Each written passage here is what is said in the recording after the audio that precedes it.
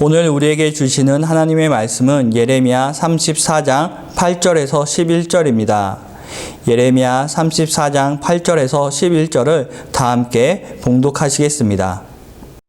시드기야 왕이 예루살렘에 있는 모든 백성과 한 가지로 하나님 앞에서 계약을 맺고 자유를 선포한 후에 여호와께로부터 말씀이 예레미야에게 임하니라.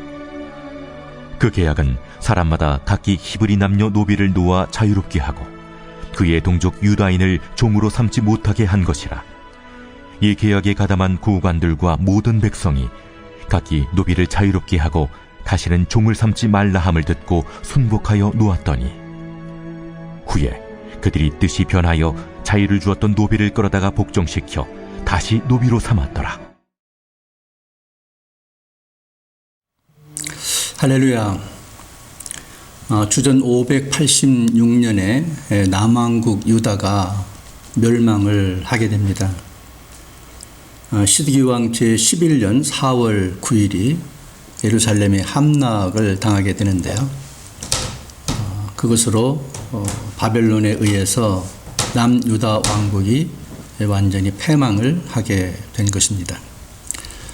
한 나라가 이렇게 망하게 되는 데는 여러 가지 이유가 있을 것입니다.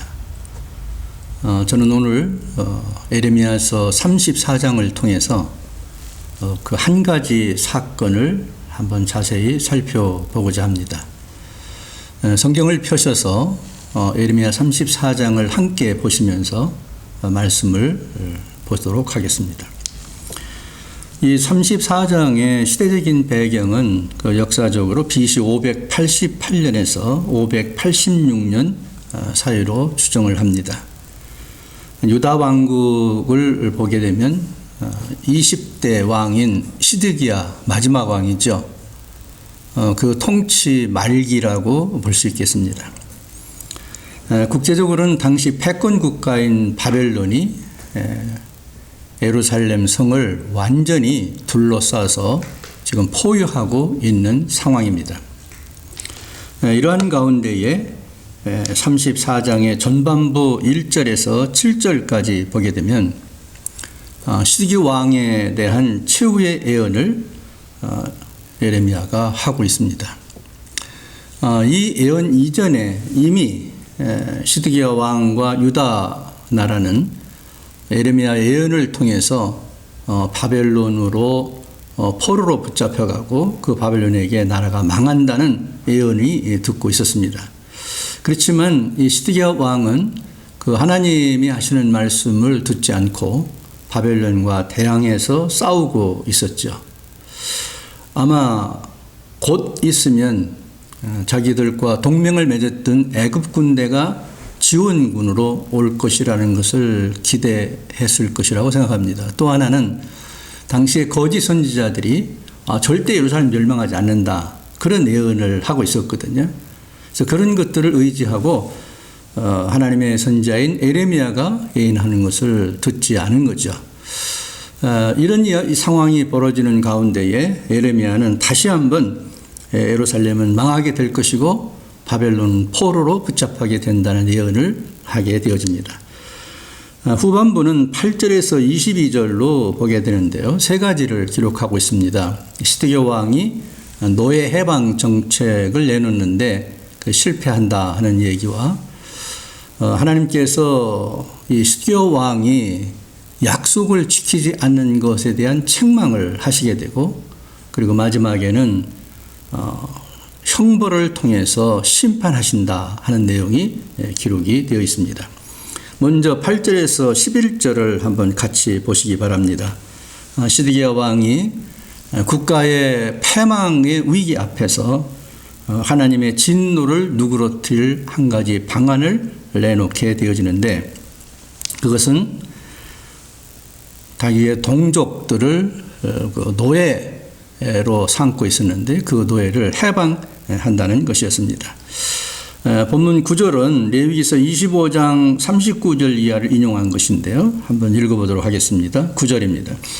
그 계약은 사람마다 각기 히브리 남녀 노비를 놓아 자유롭게 하고 그의 동족 유다인을 종으로 삼지 못하게 한 것이라. 이러한 말씀이 기억이 난 것 같습니다. 그래서 국가적인 위기가 오자 하나님께서 원하시는 노예를 해방하는 일을 하면은 혹시라도 우리가 구원받을 길이 열리지 않겠나 그런 생각을 하게 된 것 같습니다. 어쨌든 노예들은 이 해방령을 통해서 자유를 얻게 되고 그의 고향과 가정으로 돌아가게 되어집니다. 자, 하나님이 이것을 보시고 감동하신 걸까요? 어떤 일이 일어나냐면은 애국 군대가 도착을 하게 됩니다. 지원군으로 오게 된 것이죠. 그랬더니 예루살렘 성을 포위하고 있던 바벨론 군이 자기 나라로 철수를 하게 됩니다. 자, 이런 일이 벌어지게 되자 시드기야 왕과 고관들의 마음이 바꿔집니다. 어떻게 바꿔졌을까요? 11절입니다. 후에 그들의 뜻이 변하여 자유를 주었던 노비를 끌어다가 복종시켜 다시 노비로 삼았더라. 노예 해방 정책을 취소한 것이죠. 그리고 다시 그 형제들을 잡아다가 노예로 삼았다는 것입니다. 자, 약속이 깨졌습니다. 언약을 지키지 않은 것입니다. 12절에서 16절은 거기에 대한 책망을 하고 있습니다. 원래 동족 이스라엘 백성들끼리 자기들끼리 노예로 삼는 일은 하나님이 금하는 거였습니다. 그런데 왜 이런 노예가 생겼느냐 하면은 하나님께서 가나안 땅에 이스라엘 백성들을 입주시킨 후에 그들에게 나눠준 재산을 가지고 평등하게 살도록 그렇게 하나님이 말씀하셨고 또 그걸 지키기를 원했습니다. 그런데 인간의 욕심으로 인해서 부자와 가난한 사람이 생깁니다. 그래서 가난한 사람들은 결국 그 빚을 갚기 위해서 노예로 들어가게 돼서 하나님이 원하지 않는 노예 제도가 생기게 된 것이죠. 그렇지만은 이런 노예 제도에 대해서 하나님께서 법을 또 만드시기를 자, 어쩔 수 없이 노예가 생겼습니다. 그렇지만은 7년째가 되면은 그들에게 자유를 주라 이런 말씀을 공포하게 되어집니다. 그런데 이스라엘 백성들이 대대로 그 하나님과 약속한 말씀을 불순종해 왔다는 것입니다. 또 하나님의 말씀한 것에 대한 귀를 기울이지도 않고 살아온 것이죠. 시드기야 왕 때도 그래서 여전히 노예 제도가 있었던 것입니다. 그런데 지금 나라가 망하기 직전 위험한 일에 처해지자 이렇게 한번 하면 혹시 우리가 패망하자면 구원할 수 있을까라고 생각한 것이 노예 해방령을 선포한 것이었습니다. 그런데 좀 형편이 좋아졌습니다. 애국 군대가 오고 바벨론이 철수를 하니까 이제 잘 됐다. 우리가 외교를 잘해서 이제 우리가 편안해졌다. 봐라. 그 선지자들이 말한 것처럼 예루살렘은 망하지 않는다. 이렇게 생각을 한 것 같습니다. 어쨌든 그 결과는 뭐였냐면은 노예 해방을 시켜서 각 가정의 형제로 돌려보냈던 그들을 다시 붙잡아다가 노예로 삼게 되었다는 것입니다. 6절을 한번 보시겠습니다.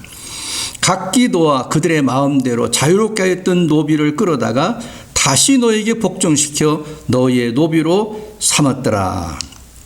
이것 때문에 하나님께서 이제 책망하실 뿐만 아니라 형벌을 주어서 심판을 하신다고 이야기하십니다. 그 17절에서 22절입니다. 첫째 형벌은 칼과 기근과 전염병의 형벌입니다. 17절을 읽겠습니다. 내가 너희를 대적하여 칼과 전염병과 기근에게 자유를 주리라. 이런 무시무시한 형벌을 받게 되는 이유가 뭘까요? 17절 다시 한번 읽습니다. 너희가 나에게 순종하지 아니하고 각기 형제와 이웃에게 자유를 선포한 것을 실행하지 않았기 때문이다. 그렇게 말씀하고 있습니다. 둘째로 바벨론 군대를 다시 돌아오게 해서 유다를 멸망시킬 것이다. 자, 그 이유가 뭡니까? 노예들을 가져가게 했다가 다시 되돌아가게 했기 때문에 바벨론으로 돌아갔던 군대들을 나도 다시 되돌아서 오게 해서 너희들을 멸망시키겠다.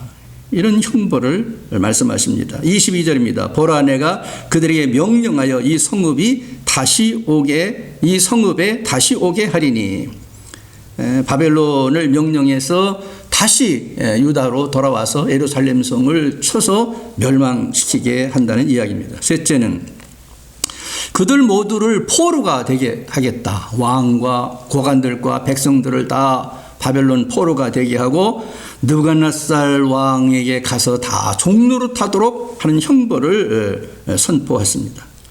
그렇게 함으로 인해서 신분의 차이를 없어지게 한다는 거예요. 이유가 뭐죠? 그들은 노예제도를 하나님이 원하지 않는 것을 두어가지고 노예의 신분과 사회적인 약자, 그리고 그들은 강자로서 그 약자들을 힘들고 어렵게 하는 그런 것을 유지하려고 했기 때문에 나는 너희들에게 형벌로서 다 노예로 붙잡혀가지고 왕이나 고관이나 백성이나 다 똑같이 신분의 차이를 없애도록 하겠다. 이런 형벌인 것입니다. 여러분, 좀 장황하게 좀 설명을 했습니다만은 이 34장의 내용은 이렇게 전개되어 왔습니다. 저는 이 34장을 통해서 한 나라가 이렇게 책망과 형벌을 받고 망하게 되는 이유가 무엇일까? 여러분 뭐라고 생각하십니까? 한 가지입니다. 하나님과 약속한 것을 깨트린 죄입니다. 하나님은 백성들과 약속을 한 다음에 신실하게 그 약속을 지켜왔습니다. 그런데 유다의 이 왕들은 1대 왕부터 시작해서 20대 왕에 이르기까지 345년 동안 유다 왕국이 존속되는 가운데에 하나님은 지켰는데 왕들과 백성들은 그 약속을 깨트렸습니다.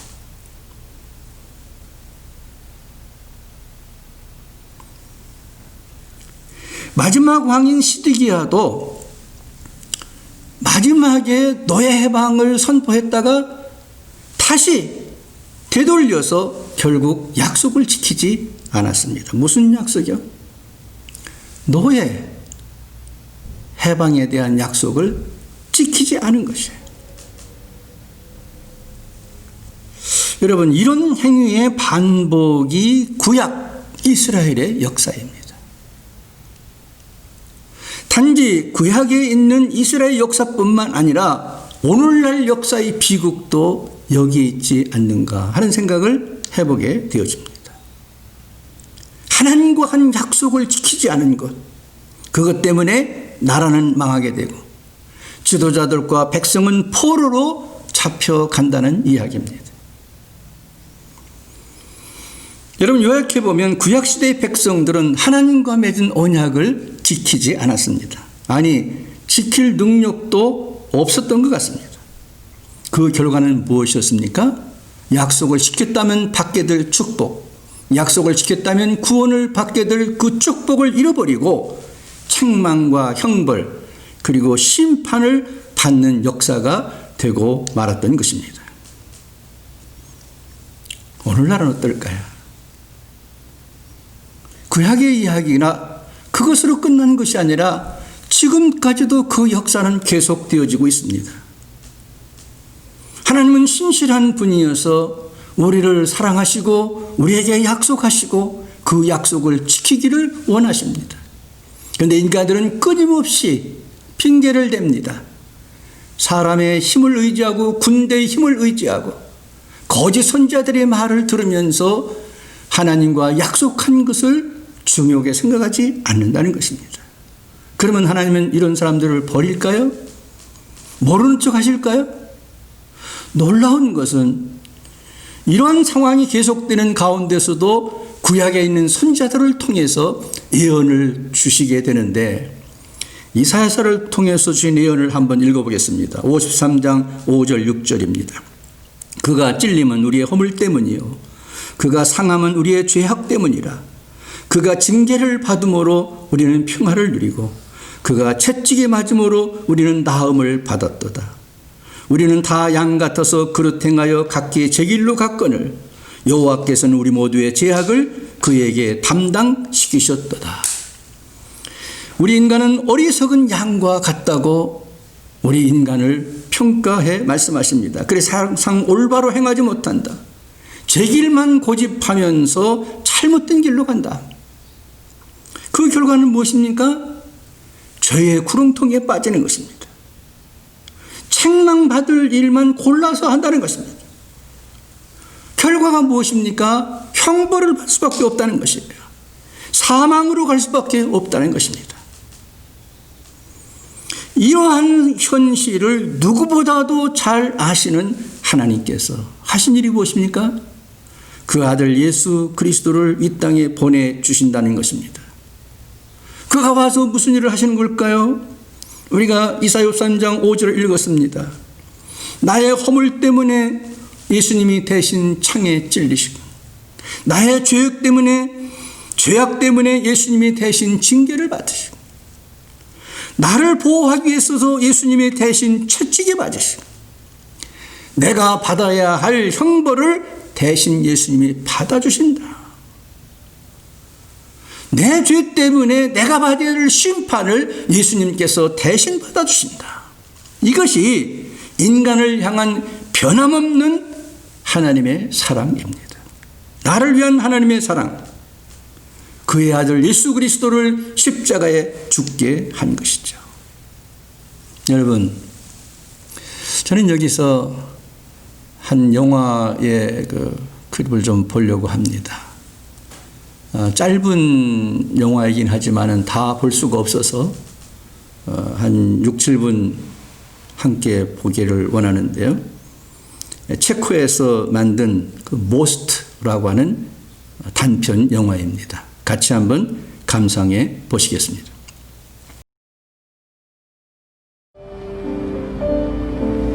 Vždycky, když svítí, tak víš, že na tebe někdo myslí. Ty jsi hlava. A teď doopravdy.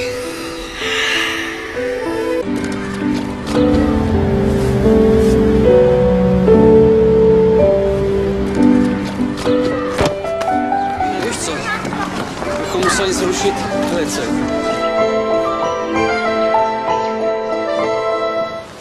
Za hodinu pojede vlak, jo. Za 30 minut pro tebe přijdu a půjdeme nahoru a budeme pouštět čoupátka, jo. Položíme most. No, mostem položíme most, jo? Jo! 30 minut sedět, nikam neběhat.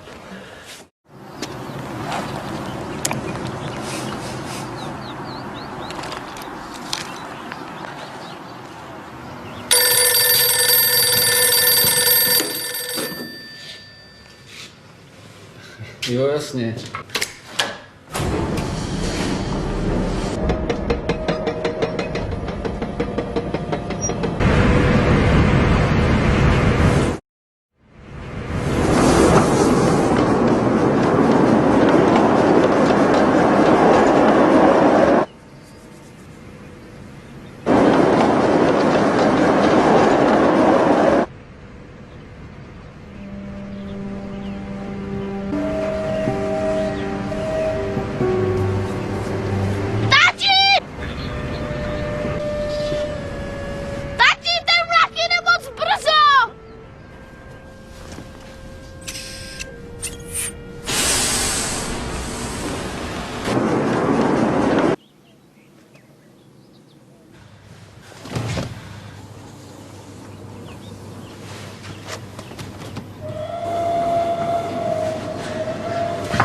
Láďo!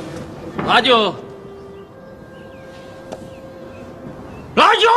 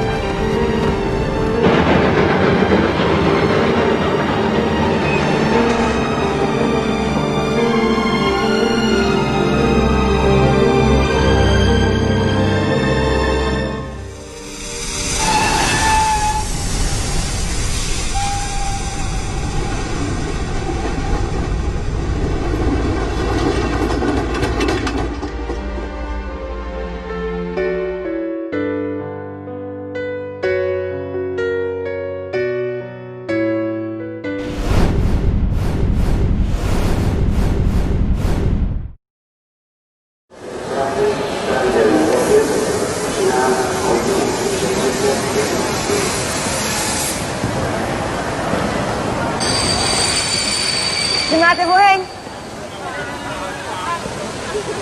Oheň. I'm sorry. You are a nice boy, but I'm too beautiful for you. Goodbye, Brad from America.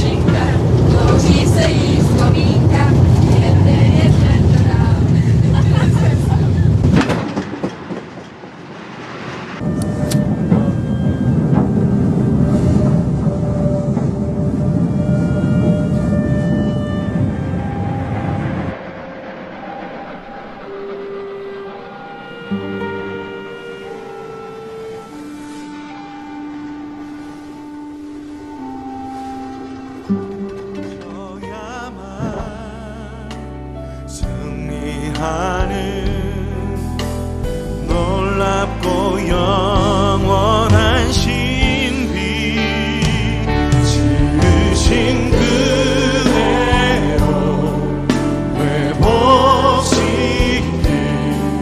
우리의 창조주 그리스도 십자가의 길로 아버지 뜻 이루셨네. 그가 이 땅에 오신 이유 이제 우리에게 맡겨진 그 소망 그 사랑 그 생명 아름답고 눈부신 십자가의 길 우리가 이 땅에 살아가 이유.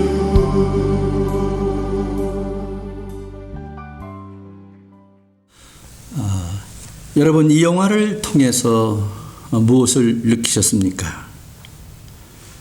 체코말로 다리를 뜻하는 이 모스트라고는 영화 제목은 영어로는 대부분이라는 뜻입니다. 이 정관사 더를 붙이면 최고의 지극한 그런 의미를 갖고 있습니다. 이 영화가 우리에게 주는 메시지가 무엇일까요? 여러분은 무엇을 느끼셨습니까? 요한복음 3장 16절에 보면 하나님이 세상을 이처럼 사랑하사 독생자를 주셨으니 이는 그를 믿는 자마다 멸망하지 않고 영생을 얻게 하려 하심이라. 17절 하나님이 그 아들을 세상에 보내신 것은 세상을 심판하려 하심이 아니요 그로 말미암아 세상이 구원을 받게 하려 하심이라. 18절 저를 믿는 자는 심판을 받지 아니하는 것이요 믿지 아니하는 자는 하나님의 독생자 이름을 믿지 아니하므로 벌써 심판을 받은 것이니라. 오늘 여러분과 제가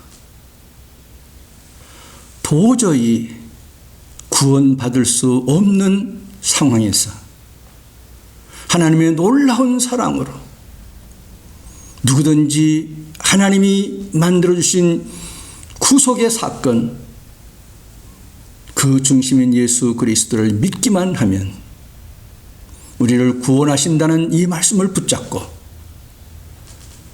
코로나 팬데믹으로 어려운 상황 속에서도 예수 그리스도를 바라보고 예수 그리스도와 함께 예수 그리스도의 말씀을 붙잡고 놀라웠게 승리하는 여러분들의 삶이 되시기를 주님의 이름으로 축원드립니다.